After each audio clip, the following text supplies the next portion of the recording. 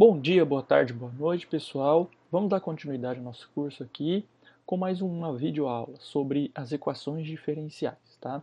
No vídeo de hoje iremos falar sobre as equações diferenciais de segunda ordem, tá? Mais especificamente, iremos falar sobre a equação linear. A gente já viu as equações lineares quando a gente estava falando de EDOs de primeira ordem, né? Então, só para relembrar um pouquinho o que é uma equação diferencial de uma ordem n qualquer, antes de falar de uma equação de ordem 2, só para relembrar, né, uma equação diferencial ordinária de ordem 2, a gente consegue expressar ela sempre dessa forma, né? Ou seja, aqui a gente tem a nésima derivada do y igual a uma f que depende de x e y e das outras derivadas até a nésima menos uma derivada. Tá? Então a gente denota desse jeito e também a gente pode denotar desse jeito, até porque essa notação aqui de Leibniz é a mesma que essa aqui, né? Então, ou seja, a enésima derivada de n é a f de x, y, y' até a enésima menos uma derivada de y, tá certo? Então, se a gente está trabalhando com ordem n, tá? Uma de segunda ordem, o que a gente vai ter? A de segunda ordem vai ser uma equação diferencial ordinária que a gente consegue escrever desse jeito aqui, né? O nosso n é 2. Então, ou seja, a gente só vai até, aqui na nossa função f, até a primeira derivada, onde aqui é a segunda derivada. Tá certo? A gente pode denotar assim também. Tudo bem? Então, isso aqui é só uma coisa para a gente relembrar o que são uma equação diferencial de ordem 2, né? Ou de ordem n.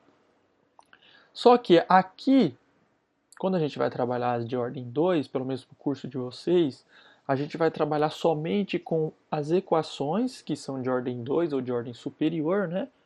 Mas lineares, tá? Então, para isso, eu preciso definir para vocês o que é uma equação diferencial de ordem n linear, tá? Então, vamos lá. Ó. Dizemos que uma EDO de ordem n é linear se pode ser escrita desta forma aqui, ó. Tá vendo aqui? Eu tenho uma função que só depende de x, y elevado a n, assim sucessivamente até, uma outra função que só depende de x até a primeira derivada, mais uma função que só depende de x vezes y igual a uma g de x. Lembre muito bem, pessoal, ó, que quando a gente estava estudando EDO linear de primeira ordem, eu não tinha essa parte aqui, né? Eu ficava somente com esse restante que sobrou. Ou seja, é a mesma equação que a gente tinha antes, só que agora eu estou aumentando, né? Estou generalizando para uma ordem n qualquer. Tá certo?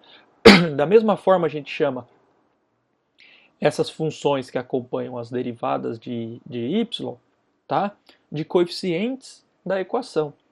E a função g de x, que aparece aqui, que também só pode depender de x, é o termo de não homogeneidade, tá? Então significa o seguinte: se o g de x é zero, a gente diz que essa equação é uma EDO linear homogênea. Se é diferente de zero, ela é não homogênea. Então, esse termo aqui é um termo que vai modificar muito a nossa função, né? Ou a nossa equação é igual a zero, ou a nossa equação é diferente de zero. E isso vai fazer uma diferença fundamental no estudo desse tipo de equação diferencial, tá? Novamente, pessoal, vou dizer aqui para vocês, para não confundir o nome homogênea, que aparece aqui, com a EDO de primeira ordem homogênea, tá?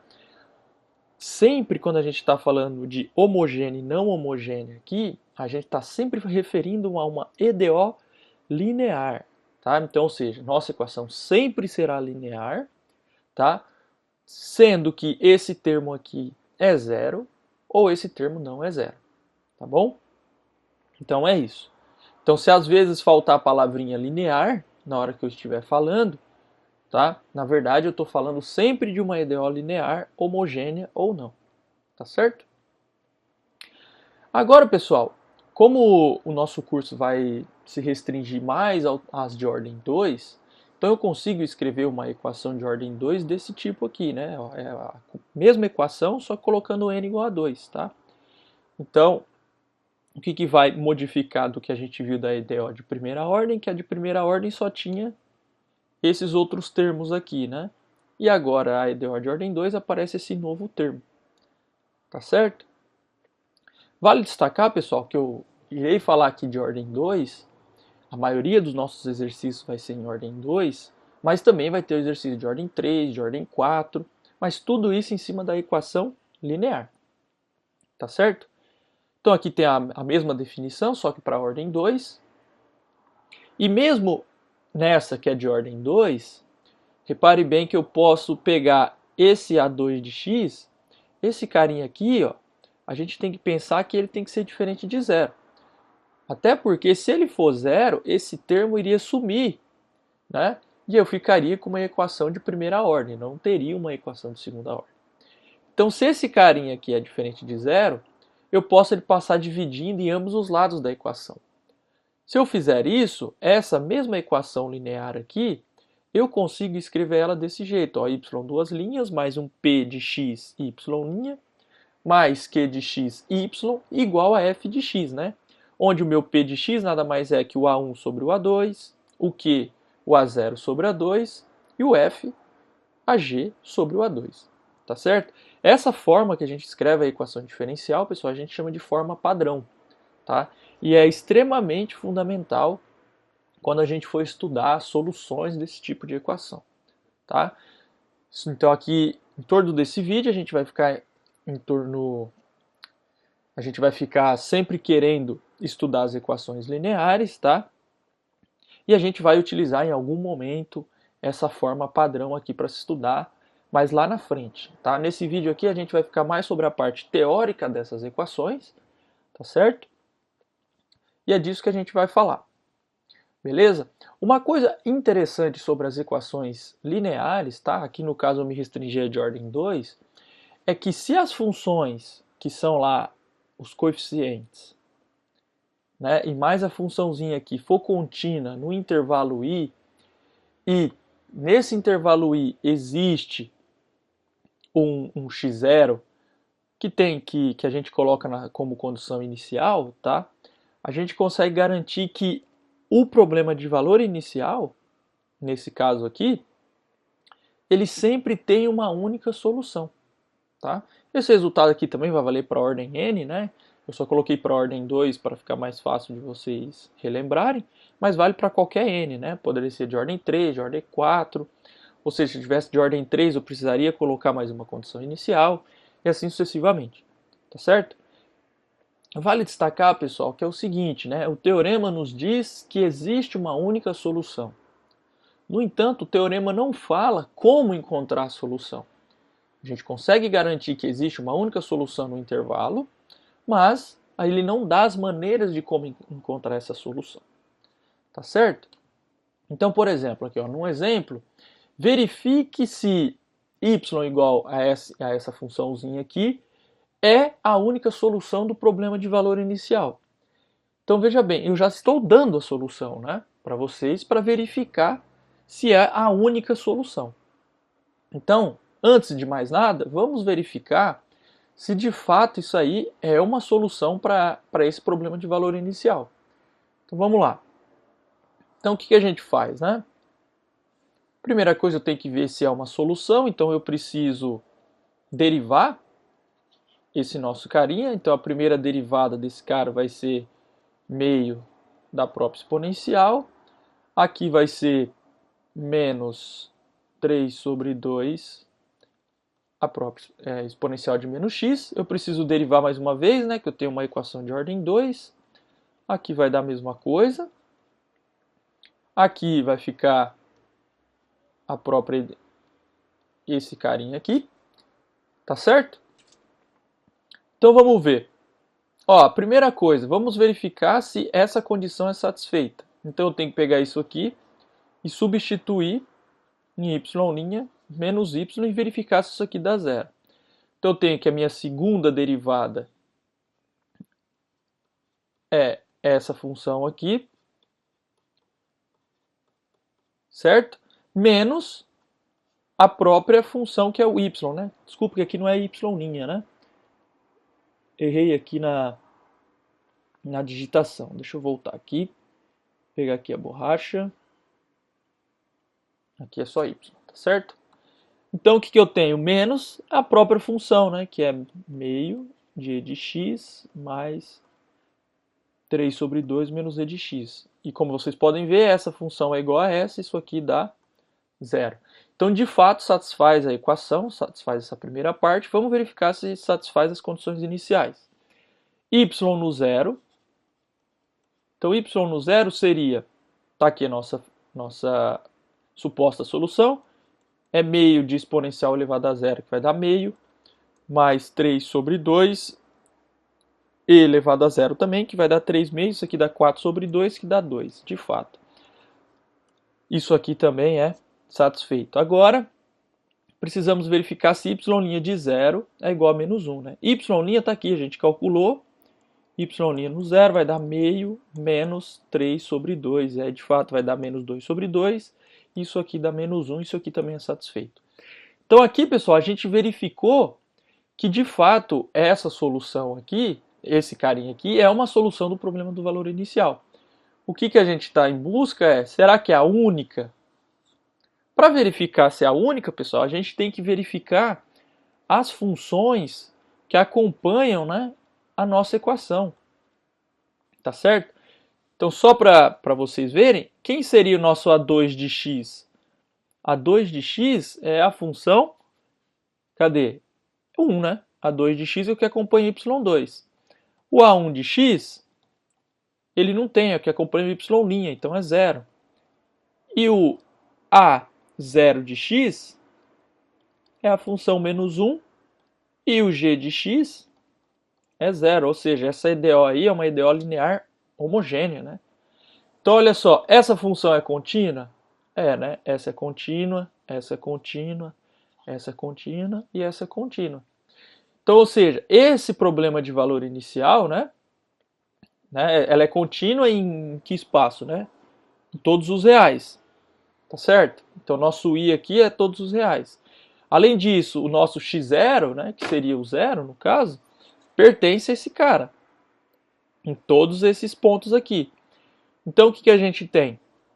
Esse problema de valor inicial admite uma única solução. Nós temos uma solução, tá? Como esses caras são funções contínuas aí, a gente garante que essa solução é a única solução desse problema. Tá certo? Então, ou seja, precisamos olhar o teorema, mas a gente está, de novo, falando para vocês, eu já estou te dando a equação. Tá certo? Então a pergunta que fica é como encontrar uma solução, né? Isso a gente não vai responder nesse vídeo, tá certo? Esse vídeo a gente vai primeiro dar as condições para que a gente consiga encontrar essa solução. Ou seja, a gente vai precisar de um pouco de teoria para conseguir garantir para vocês uma maneira de como conseguir a solução. Tá certo? Então vamos passar para frente.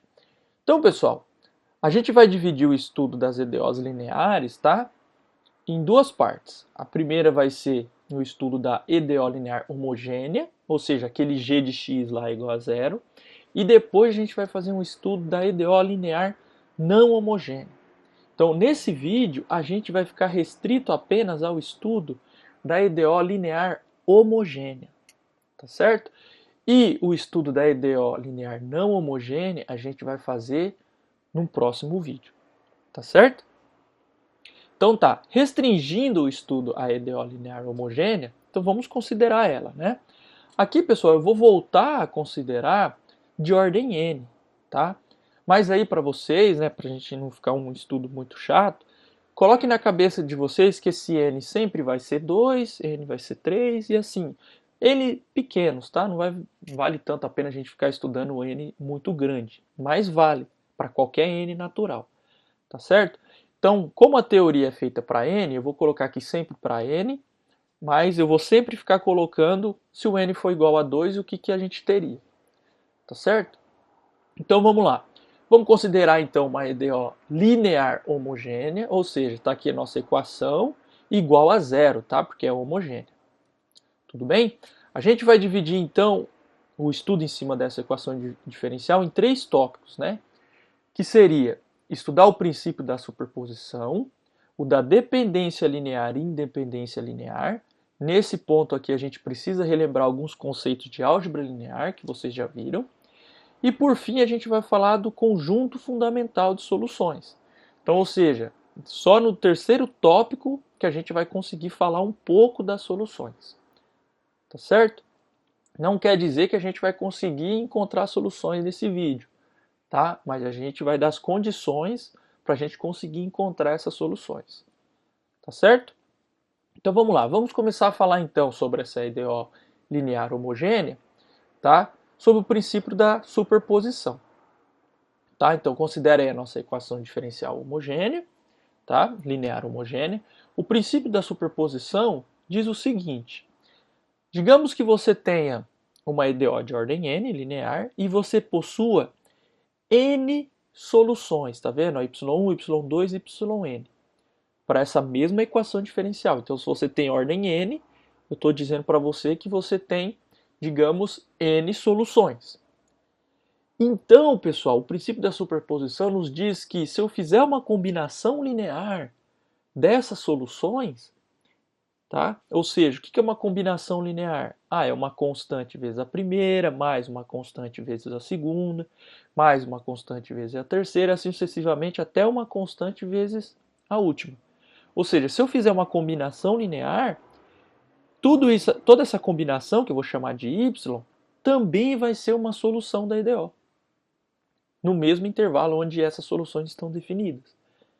Entenderam? Então, ou seja, se você tem uma EDO de ordem n e você possui n soluções, qualquer outra combinação que você faz com essas soluções também vai ser uma solução. Tá certo?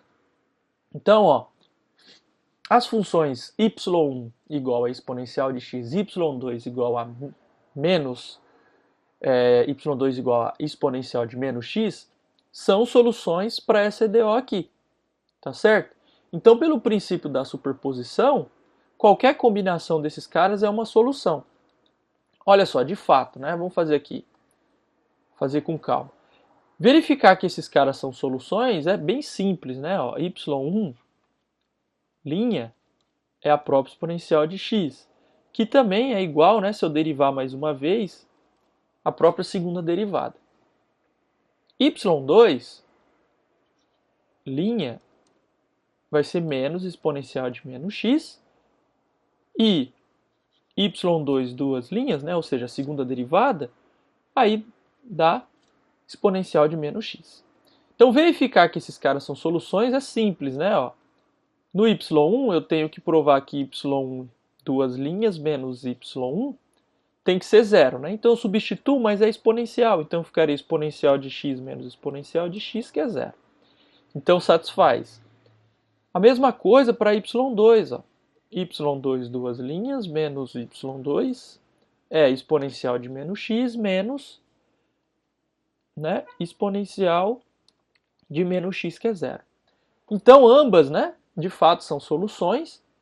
E o que a gente está falando é que se eu fizer uma combinação das duas, né, também vai ser solução, né? O que é uma combinação? Eu pego aqui, chamo de y quem? Uma constante vezes y1 mais outra constante vezes y2. Para esse carinha ser uma solução, o que eu preciso fazer, pessoal? Preciso derivar uma vez. Então ficaria, deixa eu dividir aqui. Então ficaria y' é C1 y1' mais C2 y2'. E o que é y duas linhas? Né?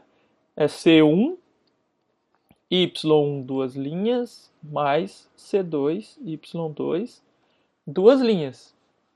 Aí, pessoal, eu preciso verificar então que y duas linhas menos y, isso tem que ser igual a zero. Tá certo? Então vamos verificar. Y duas linhas é isso aqui, ó.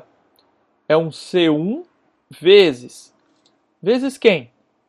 Ora, y1 duas linhas, y1 duas linhas é exponencial de x, mais C2, y2 duas linhas, que é exponencial de menos x. Agora, tudo isso aqui menos a própria y, que é isso aqui, ó, C1 vezes y1. Quem é y1, pessoal? y1 é exponencial de x. Mais C2 vezes y2, que é exponencial de menos x. E olha que beleza, tudo isso aqui menos a mesma coisa, né? Isso aqui menos isso. Ou seja, isso aqui dá zero. Tá certo? Então, esse carinha aqui, ó, que é uma combinação, também é solução. Tá bom? Aqui, pessoal, no caso, eu estou pegando uma equação de ordem 2, né? Linear de ordem 2. Então, e eu já estou dando duas soluções para vocês. Tá? Então, a minha próxima solução, né, a minha combinação, tá? Eu só estou pegando a combinação dessas duas, né? Tá certo? Então, isso sempre vai acontecer. Tá bom? Se a gente tem ordem 2, a gente vai ter duas soluções, que a combinação dessas duas soluções também é uma solução. Tá certo? Beleza, vamos seguir aqui e vamos começar a falar sobre a dependência linear e independência linear. Esse nome aqui para vocês já é um nome conhecido, vocês estudaram lá em álgebra linear. Então aqui eu vou estar falando de funções, não vou estar falando de soluções no primeiro momento. Só para vocês relembrarem um pouco o que é o conceito de dependência linear e de independência linear. Então pensa assim, ó, diz que um conjunto de funções, tá? Funções, eu não estou falando de soluções. Então aqui de n funções é linearmente dependente, aí a gente chama de LD, em um intervalo, se existem constantes não nulas, tais que a combinação linear dessas funções, ó, C1F1 mais C2F2, nos dá zero. Então, o que significa? Um conjunto LD, se eu encontrar constantes não nulas, tais que a combinação linear dá zero. Tá certo? Se a gente fosse escrever isso aqui para um n igual a 2, ó, então duas funções são linearmente dependentes, se existem constantes não nulas, tais que a combinação delas é igual a zero. Tudo bem? E aí o que acontece? Vou fazer um exemplinho aqui, ó. Digamos aqui por n igual a 2. Digamos que vocês tenham... deixa eu voltar aqui. Digamos que vocês tenham assim, ó, que a sua função f1 de x seriam 2x, tá? E sua f2 de x seja, digamos, 3x. Aí eu quero verificar se essas funções aqui são LD. Então o que você tem que fazer? C1 vezes 2x mais C2 vezes 3x tem que ser igual a zero. Então você precisa encontrar C1 e C2 não nulos, que garanta que isso aqui é igual a zero. Então se eu tomar C1 igual a, digamos, menos 3 e C2 igual a 2, eu teria o quê? Menos 3 vezes 2x mais 2 vezes 3x. Isso aqui dá zero? Dá, né? Porque dá menos 6x mais 6x. Isso aqui dá zero. Então, ou seja, essas funções aqui, ó, são linearmente dependentes, né? Por quê? Porque eu consegui encontrar constantes não nulas, tá? Que quando eu faço a combinação delas, usando essas constantes, né? A nossa combinação dá zero, tá certo? Então, a gente garante que essas duas funções são linearmente dependentes, tá certo? Tudo bem? E agora, dizer que um conjunto é linearmente independente é o contrário de ser linearmente dependente, né? A própria definição é isso, ó. Um conjunto é linearmente de funções, né? É linearmente independente, que a gente denota como LI, se ele não é linearmente dependente. Só que aí fica ruim, né? Você fala, como que eu posso então fazer uma continha, né, para conseguir garantir isso? Então, em outras palavras, negando aquilo que a gente fez lá atrás, né, no slide anterior, é o seguinte, o conjunto vai ser linearmente independente, tá, de todas essas funções, se quando você fizer uma combinação linear que dá zero, implicar que suas constantes têm que ser igual a zero. Tá certo? Aqui tem essa diferença. Toda vez que você consegue ter uma combinação dando zero, isso acontece, ela dá zero, e implicar que as suas constantes dão zero, significa que seu conjunto é linearmente independente, tá? Então, significa, em outras palavras ainda, o quê? Que toda vez que você fizer uma combinação que dá zero, tá? Essa combinação só é possível se as suas constantes forem zero. Tá certo? Mas como vocês podem verificar, não parece ser uma tarefa tão simples, né? Encontrar, né, um conjunto linearmente independente, porque às vezes é bem complicado encontrar essa combinação e implicar que essas constantes dão zero. Então, por isso, pessoal, existe um critério, tá? Que é o que a gente vai falar no próximo slide. Que é o seguinte, é o critério de independência linear de funções. Então, como funciona? Então, digamos que vocês têm aí n funções que são diferenciáveis, ou seja, eu consigo derivar ela, nesse caso aqui, n menos uma vezes, tá? Então, o determinante, o que é o determinante? Eu pego a função determinante dessas funções, né? Esse determinante grandão aqui. Então, como que funciona? Pega a função f1. Aí você vai e depois deriva ela uma vez, depois deriva ela mais outra vez, e você vai derivar ela n menos uma vezes. E aí você vai colocar na coluna. Aí você pega a função f2, faz a mesma coisa, coloca na outra coluna. Você vai fazer isso até a função fn e coloca na coluna. Calcula o determinante desse cara. Se o determinante for diferente de zero, tá? Pelo menos algum ponto aí desse intervalo, essas funções são linearmente independentes, ou seja, são LI. Aí você deve estar me falando assim, nossa, professor, mas como é que é muita coisa fazer isso, né? Mas não, pessoal, a gente vai estar trabalhando com n igual a 2. Então vai virar um determinante de uma matriz 2 por 2, tá bom? Por outro lado, pessoal, né, fazendo a negação desse critério, as funções, aí, caso elas existam as derivadas, né, são linearmente independentes. Se elas forem linearmente independentes, esse determinante aqui dá zero. Tá certo? Então, para vocês terem uma ideia do que a gente fez naquele exemplinho anterior, que era LD, né? A gente tinha a função 2x e a função 3x. Qual que é a derivada desse cara? A derivada desse cara vai dar 2, a derivada desse cara vai dar 3. Tá certo? Então, o determinante disso, ó, dá 6x menos 6x, ou seja, deu zero. Então, ou seja, esses dois carinhas aqui são LDs. Tá certo? Então, ou seja, se eles são LDs, que a gente já tinha visto que era LD, obrigatoriamente esse determinante tem que dar zero. E de fato deu, né? Agora, pessoal, eu vou escrever esse critério aqui para a ordem 2, né? Para não ficar um pouco complicado para vocês, para ficar mais fácil de vocês verem. Então, para n igual a 2, tá? Eu vou mostrar para vocês no próximo slide, mas não posso esquecer que esse determinante aqui, a gente chama ele de Wronskiano das funções, tá? Então, toda vez que aparecer esse determinante grande aqui, a gente vai chamar ele de Wronskiano, tá? E aí a gente denota por esse W das funções. Só que aqui para o n igual a 2, né, ó, se f1 e f2, porque nosso n é igual a 2, tem pelo menos uma derivada, então o determinante fica uma coisa pequenininha. Pega f1 e deriva uma vez só, coloco aqui na coluna. Pego f2 e derivo uma vez só, coloco na coluna. Se esse determinante aqui for diferente de zero, tá? A gente garante que essas funções são LIs.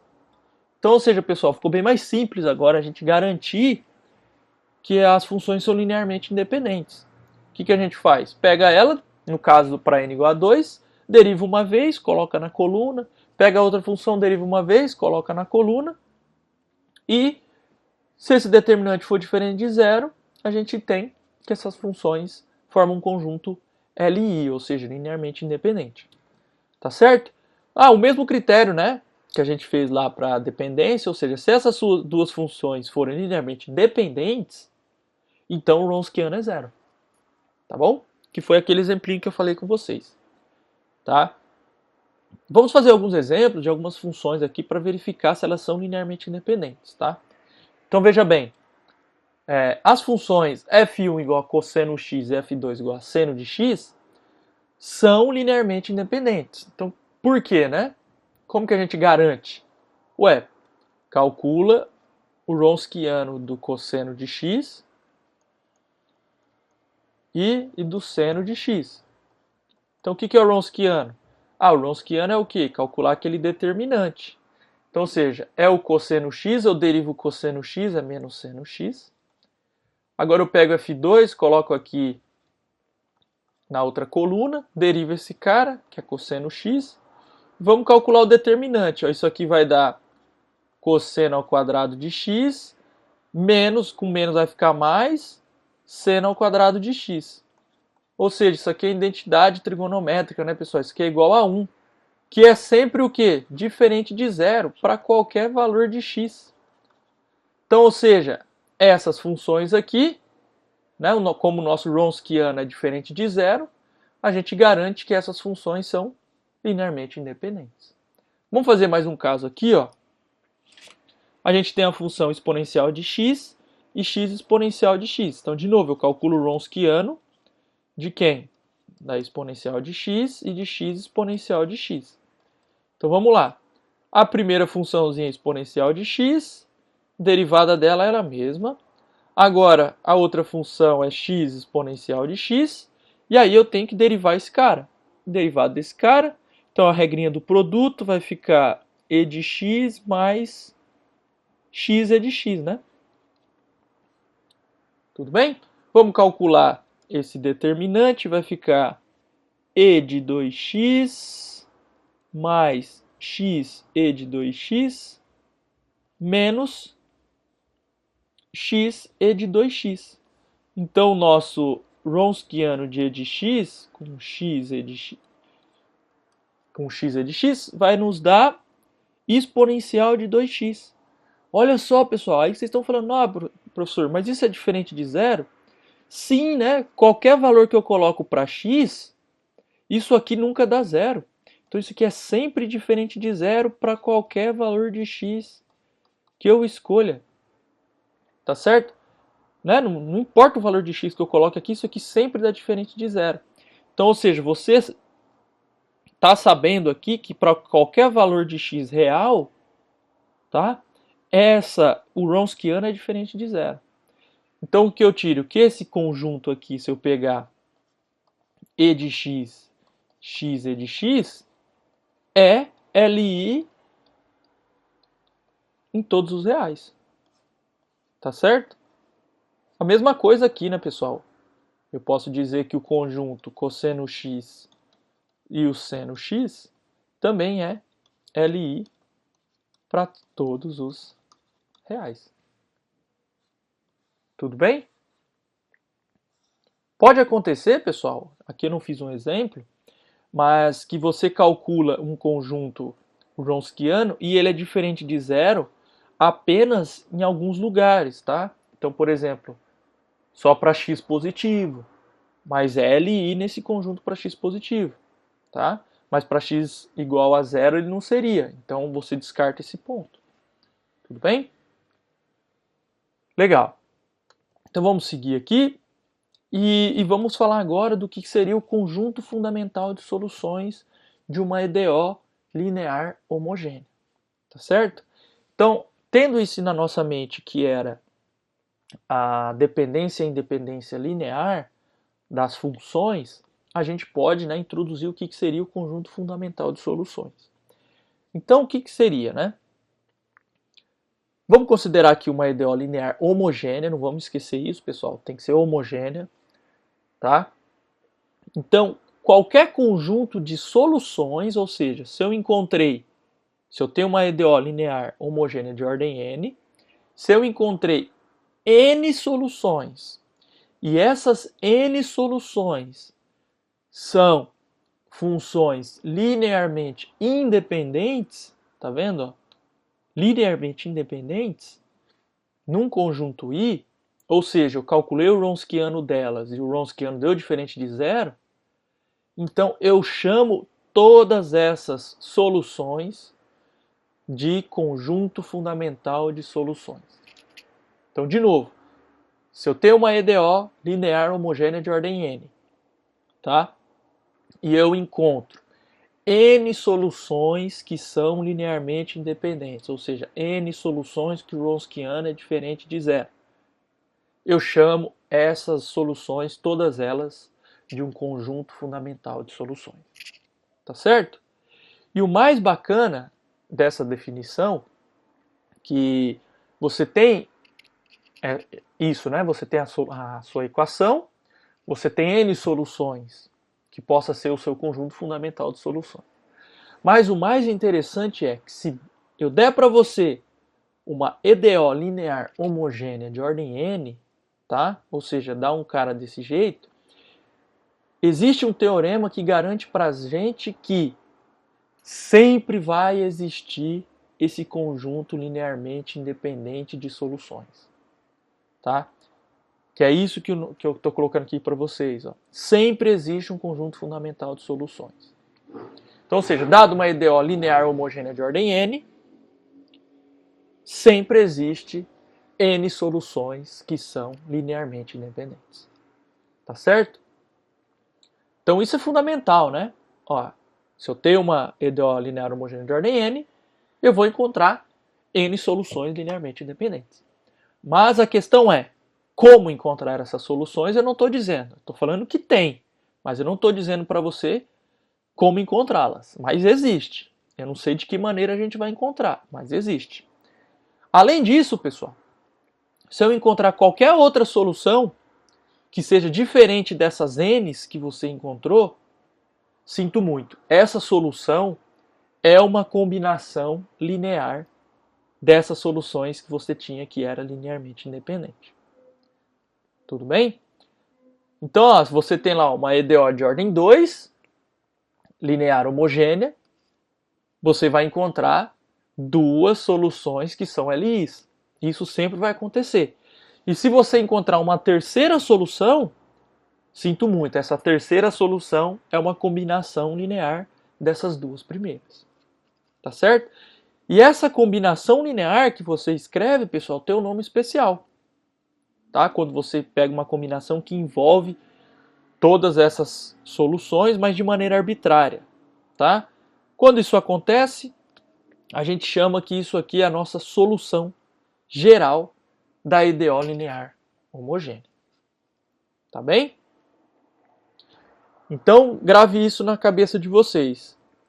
Dado uma EDO linear homogênea, digamos de ordem n, sempre vai existir um conjunto fundamental de soluções, ou seja, sempre vai existir um conjunto de soluções que são linearmente independentes.